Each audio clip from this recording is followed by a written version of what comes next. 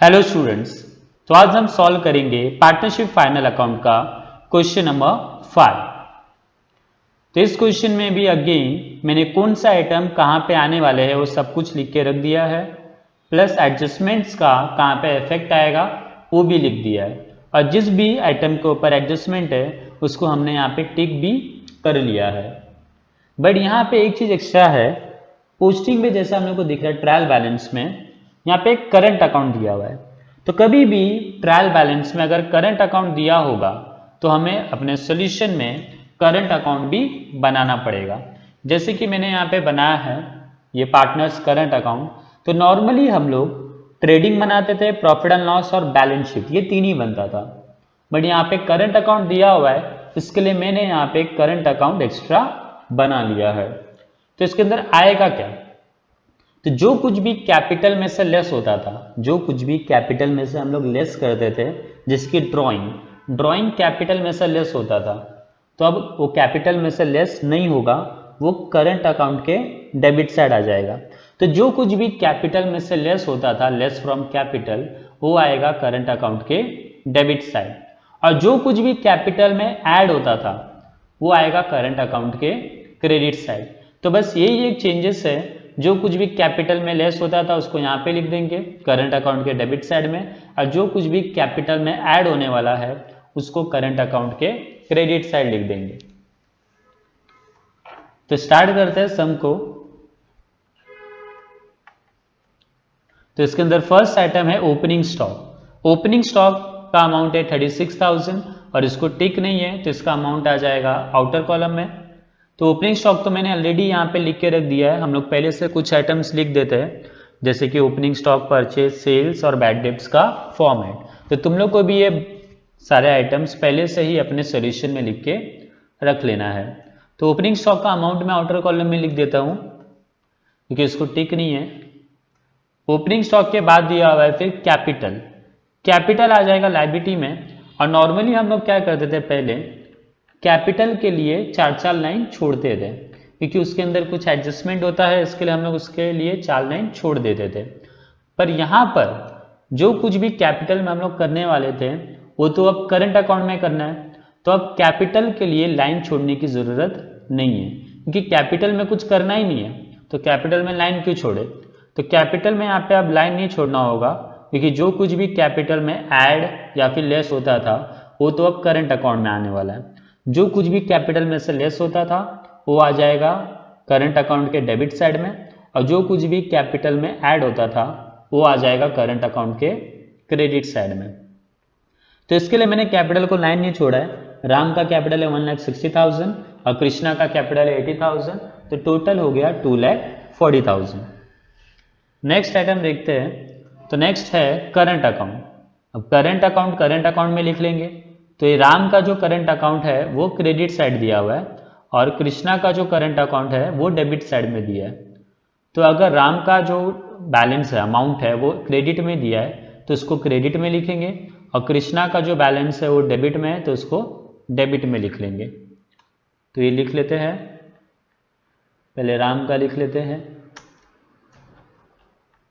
तो ऐसे लिखेंगे by balance brought down, Ram का 8,000 है, देन कृष्णा का लिख लेंगे, कृष्णा का 4,000 है, टू बैलेंस ब्रॉट डाउन। तो कृष्णा का है तो कृष्ण के कॉलम में लिखना है, राम का होगा तो राम के कॉलम में लिखना होगा, और कृष्णा का है तो कृष्णा के कॉलम में लिखना होगा। नेक्स्ट देखते हैं। नेक्स्ट है परचेस। परचेस आ जाएगा टीडी में, अमाउंट है 1 लाख, टिक नहीं है।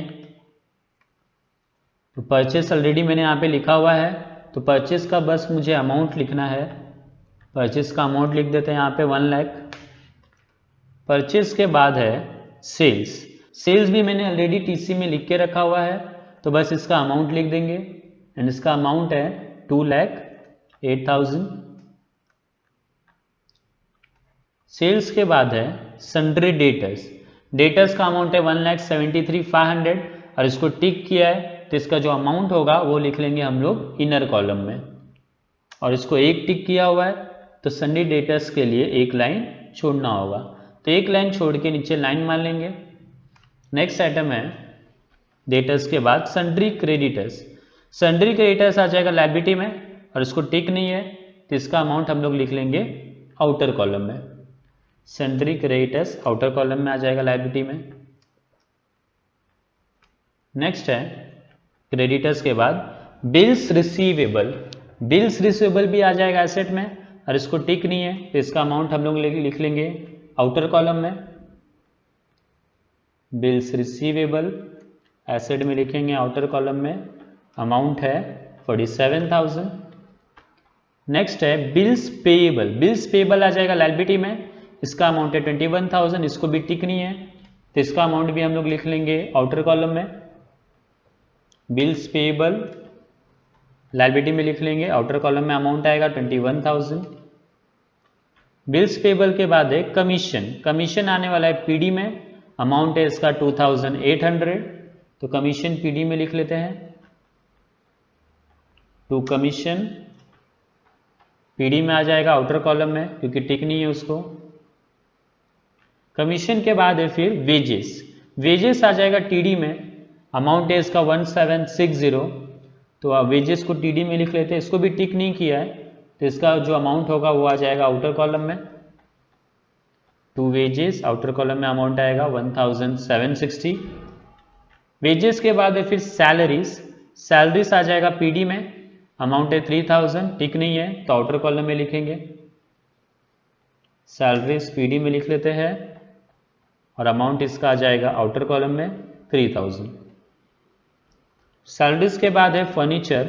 फर्नीचर एसेट में आ जाएगा 25,000 एंड इसको टिक नहीं है तो इसका अमाउंट लिख लेंगे हम लोग आउटर कॉलम में। फर्नीचर आउटर कॉलम में 25,000। फर्नीचर के बाद है plant and machinery. Plant and machinery आ जाएगा एसेट में, इसका अमाउंट है 63,000 एंड टिक किया है इसको तो इसका जो अमाउंट हम लोग लिखेंगे वो लिख लेंगे इनर कॉलम में। प्लांट एंड मशीनरी एसेट में इनर कॉलम में आ जाएगा 63,000। एक टिक किया था उसको, एक टिक किया था तो इसके लिए एक लाइन छोड़ना होगा। प्लांट एंड मशीनरी के बाद है आरडीडी। ये ओल्ड आरडीडी होता है तो बैड डेट्स के फॉर्मेट में इसको लिख लेंगे। बैड डेट्स के फॉर्मेट में मैंने ओल्ड आरडीडी लिख के रखा है तो ओल्ड आरडीडी का अमाउंट लिख लेते हैं ओल्ड आरडीडी के यहाँ पे एंड अमाउंट है इसका 1000 और ये माइनस होने वाला है, लेस होगा इसके लिए माइनस का साइन मैंने डाल दिया है। आरडीडी के बाद है फिर इन्वेस्टमेंट। इन्वेस्टमेंट आ जाएगा एसेट में, अमाउंट 10,500, टिक नहीं है तो आउटर कॉलम में आएगा तो इन्वेस्टमेंट लिख लेते हैं एसेट में।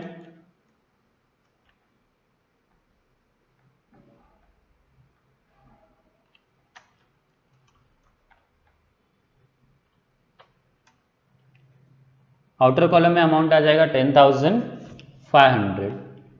इन्वेस्टमेंट के बाद then loans and advances given. ये भी एसेट ही है तो इसको एसेट में लिख लेते हैं 35,240 एंड इसको टिक नहीं है तो इसका अमाउंट भी आ जाएगा आउटर कॉलम में।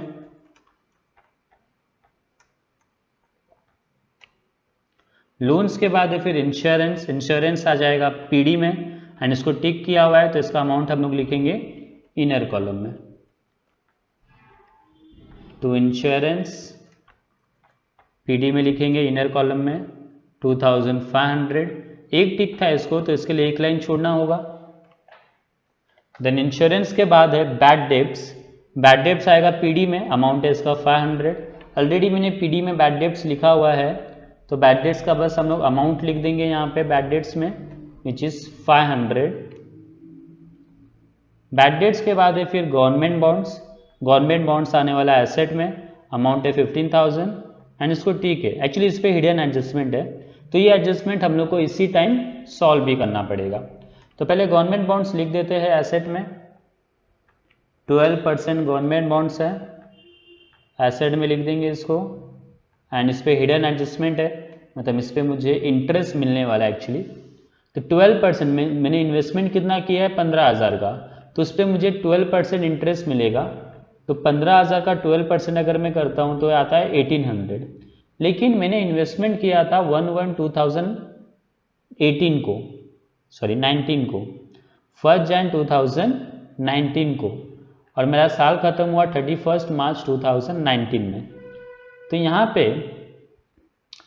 जैन में इन्वेस्टमेंट किया था और मार्च में साल खत्म हो गया, तो जैन से अगर काउंट करेंगे जैन फेब मार्च तो 3 महीना होता है सिर्फ, और ये जो 1800 आया ये पूरे साल का है, तो मुझे पूरे साल का इंटरेस्ट नहीं मिलेगा, सिर्फ 3 महीने का इंटरेस्ट मिलेगा। तो अगर 3 महीने का अगर मैं इंटरेस्ट कैलकुलेट करता हूँ तो 1800 इंटू 3 डिवाइड बाय 12, तो ये आ जाएगा 450। डैट मीन्स मुझे इंटरेस्ट मिलने वाला है 450। तो ये है मेरा इंटरेस्ट ऑन गवर्नमेंट बॉन्ड्स।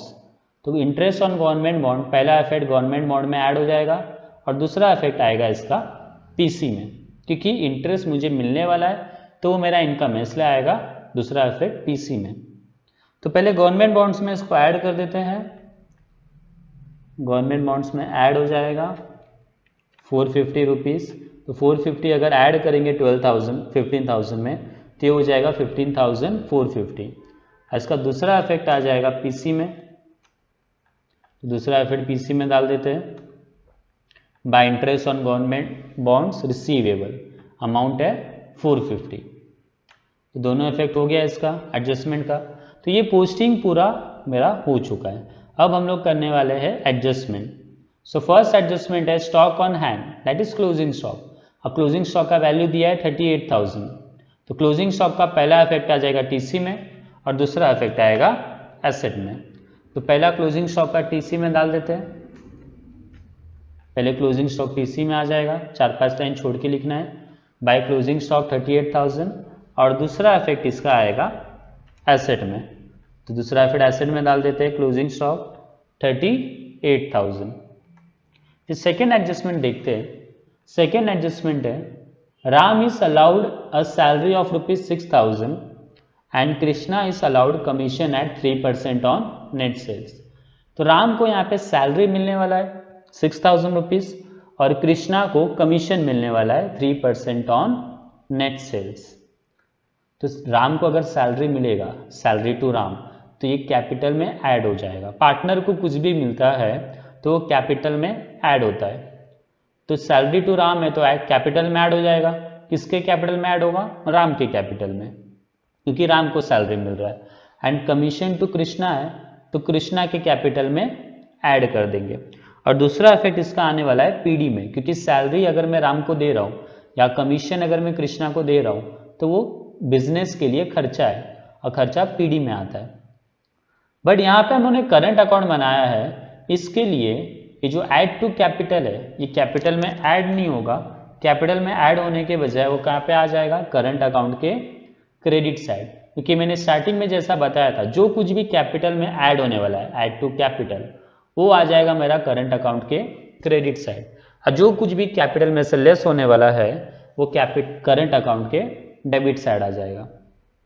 तो जो सैलरी टू राम है एंड कमीशन टू कृष्णा है ये कैपिटल में ऐड होने वाला है। कैपिटल में ऐड होने वाला है मतलब एक करंट अकाउंट के क्रेडिट साइड जाएगा। तो पहले सैलरी देते हैं राम को, तो सैलरी मिल जाएगा राम को। बाय सैलरी राम को मिलेगा सैलरी 6,000 एंड कृष्णा को मिलने वाला है कमीशन। तो कृष्णा को दे देते हैं कमीशन, और कृष्णा को कमीशन कितना मिलने वाला है? सेल्स का 3%। तो अगर सेल्स का मतलब 2,08,000 का हम लोग 3% निकालेंगे तो ये अमाउंट आ जाएगा 6,240। एंड इसका दूसरा इफेक्ट आएगा पीडी में, तो दूसरा इफेक्ट पीडी में डाल देते हैं। पहले to salary to Ram, Ram को सैलरी मिलेगा 6,000 एंड कमीशन मिलेगा कृष्णा को 6,240 जो यहाँ पे आया था। नेक्स्ट एडजस्टमेंट देखते हैं। नेक्स्ट एडजस्टमेंट है interest on partners capital is to be provided at 5% per annum. तो यहाँ पे पार्टनर को उस इंटरेस्ट मिल रहा है उसके कैपिटल पे। तो इंटरेस्ट अगर मिल रहा है, इंटरेस्ट ऑन कैपिटल अगर है तो एक कैपिटल में ऐड होगा। इंटरेस्ट हमेशा ऐड ही होता है तो इंटरेस्ट ऑन कैपिटल है तो कैपिटल में ऐड हो जाएगा। और दूसरा इफेक्ट आएगा इसका पीडी में। तो कैपिटल में ऐड होने वाला है मतलब करंट अकाउंट के क्रेडिट साइड आ जाएगा। जो कुछ भी कैपिटल में ऐड होने वाला है वो करंट अकाउंट के क्रेडिट साइड आ जाएगा। तो करंट अकाउंट के क्रेडिट साइड लिख लेते हैं।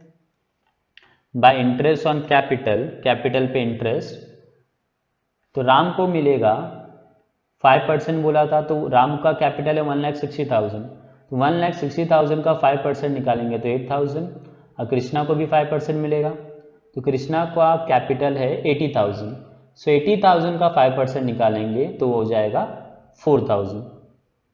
देन इंटरेस्ट का दूसरा इफेक्ट आ जाएगा पीडी में, दूसरा इफेक्ट पीडी में लिख लेते हैं। To interest on capital, Ram को मिलेगा 8,000 और कृष्णा को 4,000, टोटल हो गया इसका 12,000। द नेक्स्ट एडजस्टमेंट देखते हैं। नेक्स्ट एडजस्टमेंट है provide depreciation on plant and machinery 5%। Plant and machinery पे 5% डिप्रिसिएशन है, डेप्रिसिएशन है तो प्लांट एंड मशीनरी में से माइनस करना होगा, तो पहला इफेक्ट इसका हो जाएगा less from plant and machinery, और दूसरा इफेक्ट होगा पीडी में। तो पहले पहला इफेक्ट पास कर लेते हैं, प्लांट एंड मशीनरी में से माइनस हो जाएगा, प्लांट एंड मशीनरी में से माइनस कर लेंगे, पहले 5% है तो 63,000 का 5% निकालेंगे तो अमाउंट आता है 3150, एंड 3150 अगर माइनस कर देंगे तो बचेगा 59,850। देन डेप्रिसिएशन का दूसरा इफेक्ट आएगा पीडी में, दूसरा इफेक्ट पीडी में लिख देते हैं, to depreciation on plant and machinery amount है 3150। अब नेक्स्ट एडजस्टमेंट देखेंगे। सो नेक्स्ट एडजस्टमेंट है provide ₹3,000 from our customer is not recoverable. Not recoverable मतलब पैसा मिलने वाला है नहीं, तो हो जाएगा मेरा बैड डेब्ट्स, और बैड डेब्ट्स का पहला इफेक्ट होगा लेस फ्रॉम डेटर्स और दूसरा इफेक्ट आ जाएगा पीडी में। तो पहले डेटर में से माइनस कर देते हैं बैड डेब्ट्स को, बैड डेट्स में माइनस हो जाएगा डेटर में से 3,000, तो ये बचेगा 1,70,500। और ये जो बैड डेट्स है ये न्यू बैड डेट्स है, तो न्यू बैड डेट्स के यहाँ पे इसका अमाउंट भी लिख देंगे, इसका अमाउंट है 3,000। न्यू ऑलरेडी दिया हुआ है नहीं तो यहाँ पे हम लोग डैश कर लेंगे, फिर इसका टोटलिंग भी कर लेते हैं। तो अगर इसका टोटलिंग करेंगे बैड डेट्स के पूरे फॉर्मेट का 500 प्लस 3,000 माइनस 1,000, तो ये आ जाएगा 2,500। द नेक्स्ट एडजस्टमेंट देखते हैं। लास्ट एडजस्टमेंट है प्रीपेड इंश्योरेंस ₹500। प्रीपेड इंश्योरेंस है तो पहला इफेक्ट इंश्योरेंस में से लेस होगा और दूसरा इफेक्ट आ जाएगा एसेट में। तो पहले इंश्योरेंस में से लेस कर लेते हैं, इंश्योरेंस में से लेस हो जाएगा 500, तो ये बचेगा 2,000, और दूसरा इफेक्ट आ जाएगा प्रीपेड इंश्योरेंस का एसेट में। तो दूसरा इफेक्ट एसेट में डाल देते हैं, प्रीपेड इंश्योरेंस 500। तो ये यहाँ पे मेरा सारा पोस्टिंग एडजस्टमेंट सब कुछ हो चुका है। अब देख लेंगे कि सारा चीज़ें आउटर कॉलम में आ चुकी है कि नहीं। तो परचेज का अमाउंट देखो अभी तक इनर कॉलम में ही है, तो इसको आउटर कॉलम में डाल देते हैं, क्योंकि रिटर्न्स था नहीं तो आउटर कॉलम में भी सेम वही आ जाएगा 1,00,000 रुपीज़। देन सेल्स में भी रिटर्न्स नहीं है तो ये भी आउटर कॉलम में सेम आ जाएगा 2,08,000। फिर और सब कुछ इनर कॉलम में आ चुका है, तो अब एक एक करके अकाउंट को क्लोज करेंगे। तो सबसे पहले ट्रेडिंग अकाउंट को क्लोज कर लेते हैं। तो ट्रेडिंग अकाउंट के डेबिट का टोटल करेंगे तो इसका टोटल आ रहा है 1,37,760। तो ये लिख लेते हैं, यहाँ पे बॉक्स के नीचे लिखेंगे और पेंसिल से लिखना है। देन क्रेडिट का टोटल करेंगे तो क्रेडिट का टोटल आ रहा है 2,46,000। फिर देखेंगे दोनों में से बड़ा अमाउंट कौन सा है, 1,37,760 बड़ा है या 2,46,000 बड़ा है। तो यहाँ पे 2,46,000 बड़ा है, तो जो बड़ा अमाउंट रहेगा उसको हम लोग दोनों साइड के बॉक्स में लिख लेंगे। तो दोनों साइड के बॉक्स में लिख लेते हैं 2,46,000। फिर देखेंगे डिफरेंस कहाँ पे है, तो यहाँ पे तो कोई डिफरेंस दिख रहा नहीं है, 2,46,000 डिफरेंस यहाँ पे है।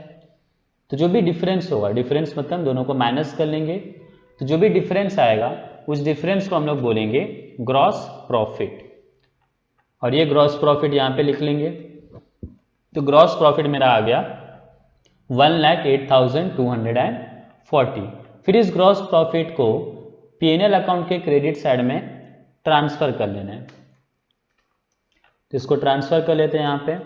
By gross profit brought down 1,08,240। ये हम लोग ने पेंसिल से लिखा हुआ है, तो इसको चाहिए तो तुम लोग रफ कर सकते हो अभी। Then profit and loss account को क्लोज कर लेते हैं। तो प्रॉफिट एंड लॉस अकाउंट के डेबिट साइड का टोटल है 37,690। तो यहाँ पे लिख लेंगे पेंसिल से 37,690। देन क्रेडिट साइड का टोटल आ रहा है 1,08,690। तो यहाँ पे अगेन बॉक्स के नीचे लिख लेंगे 1,08,690, पेंसिल से लिखना है। फिर जो बड़ा अमाउंट रहेगा इसको दोनों साइड के बॉक्स में लिख देंगे 1,08,690 और यहाँ पे भी 1,08,690। तो दोनों साइड में वो आ गया 1,08,690। अब देखेंगे डिफरेंस कहाँ पे है। तो डिफरेंस यहाँ पे तो है नहीं, क्रेडिट में, डेबिट में डिफरेंस दिख रहा है। तो डेबिट में कितना डिफरेंस दिख रहा है वो देख लेते हैं। तो डेबिट साइड में डिफरेंस जो भी आएगा उसको हम लोग यहाँ पे लिख लेंगे। और डिफरेंस आ रहा है 71,000 का। तो ये जो 71,000 है ये मेरा आ गया नेट प्रॉफिट, और ये नेट प्रॉफिट दोनों पार्टनर्स में डिवाइड हो जाएगा। तो दोनों पार्टनर में प्रॉफिट को डिवाइड कर लेते हैं। तो इसके लिए देखना पड़ेगा कि रेशियो क्या दिया हुआ है हम लोग को सम में। तो यहाँ पे रेशियो दिया हुआ है Sudarshan traders is a partnership firm which Ram and Krishna are partner sharing profit and losses in the ratio 3:2। तो लोग का जो रेशियो है वो 3:2 है। तो 71,000 प्रॉफिट को 3:2 में डिवाइड कर देते हैं। तो यहाँ पे मैंने कैलकुलेशन ऑलरेडी किया हुआ है। 71,000 राम और कृष्णा को मिलेगा 3:2 के रेशियो में। तो 71,000 इंटू 3 डिवाइड बाय 5, राम को मिलने वाला है 3/5 मतलब 42,600, एंड कृष्णा को मिलेगा 71,000 इंटू 2/5। तो कृष्णा का जो प्रॉफिट मिलने वाला है वो है 28,400। तो इसको यहाँ पे लिख लेते हैं। राम को मिलेगा 42,600 और कृष्णा को मिलेगा 28,400। फिर ये प्रॉफिट कैपिटल में ऐड होता है, बट कैपिटल में भी हम लोग को ऐड नहीं करना है। हम लोग को जो कुछ भी कैपिटल में ऐड होने वाला है उसको तो करंट अकाउंट में लिखना है। तो इसको करंट अकाउंट में लिख लेते हैं। करंट अकाउंट के क्रेडिट साइड आ जाएगा। तो करंट अकाउंट के क्रेडिट साइड लिख देते हैं बाय नेट प्रॉफिट। राम को 42,600 और कृष्णा को 28,400। फिर अकाउंट को क्लोज कर लेंगे, करंट अकाउंट को। तो करंट अकाउंट में पहले राम के अकाउंट को क्लोज कर लेते हैं, बाद में कृष्णा को अकाउंट को क्लोज करेंगे। तो पहले राम के अकाउंट को क्लोज करते हैं। तो राम का जो डेबिट का टोटल है वो तो 0 है, तो यहाँ पे लिख लेंगे 0। देन राम का क्रेडिट का टोटल है 64,600। तो क्रेडिट में लिख लेते हैं, नीचे लिखेंगे बॉक्स के पेंसिल से 64,600। देन देखेंगे दोनों में से बड़ा कौन सा है। तो बड़ा अमाउंट है 64,600। तो जो बड़ा अमाउंट है उसको दोनों साइड लिख लेंगे, ये दोनों साइड लिख लेते हैं। फिर देखते हैं डिफरेंस कहाँ पे है। तो यहाँ पे तो डिफरेंस है ही नहीं, डिफरेंस यहाँ पे है। तो डिफरेंस आ जाएगा 64,600 में से 0 हो गया तो बचेगा वही 64,600। तो इसको यहाँ पे लिख लेंगे 64,600 को, और इसके लिए हम लोग लिखेंगे टू बैलेंस कैरिड डाउन।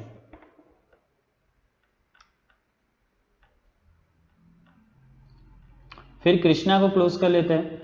तो कृष्णा का डेबिट का टोटल है 4,000 एंड क्रेडिट का टोटल है 38,640। यहाँ पे नीचे लिख लेते हैं 38,640। फिर देखेंगे दोनों में से बड़ा कौन सा है, 4,000 या 38,640। 38,640 बड़ा है तो उसको दोनों साइड लिख लेंगे, दोनों साइड के बॉक्स में लिख लेते हैं 38,640। फिर देखेंगे डिफरेंस कहाँ पे। तो यहाँ पे तो डिफरेंस है नहीं, यहाँ पे डिफरेंस है, और डिफरेंस कितने का है 34,640 का।